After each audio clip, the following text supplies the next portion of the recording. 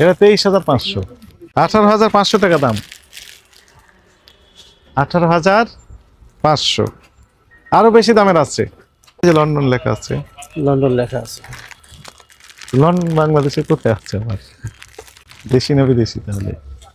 লেখা আছে London sir. এগুলো আসলে স্যার আমি এত কিছু বলতে পারি না, আমি নতুন তো। এটা বাইরের না দেশি? এটা তো আমার জানার মতে লোকাল স্যার, আমি জানি তো না। লন্ডন লিখলেন কেন তাহলে? এখন একটা শার্টের দাম 23,500 টাকা উনি লিখে দিবেন, এবং সেই শার্ট 23,500 বিক্রি হবে। আমরা বোঝার জন্য বলতেছি, আপনি কিনেছেন 480 টাকা দিয়ে, হ্যাঁ।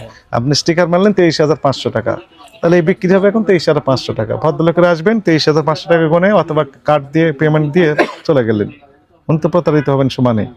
তাহলে আপনি যখন স্টিকারটা মারবেন তখন হিসাব করতে হবে স্টিকার মারার ইখতিয়ার আপনার আছে কিনা। মেয়াদ যেখানে উত্তীর্ণ হয়েছে সেখানে স্টিকার মেরে দিয়েছে, এমআরপি এত টাকা। এই যে দেখলেন, থামেন থামেন থামেন থামেন থামেন, আমার কথা হলো, এই যে মেয়াদ নেই, স্টিকার মেরে দিয়েছেন।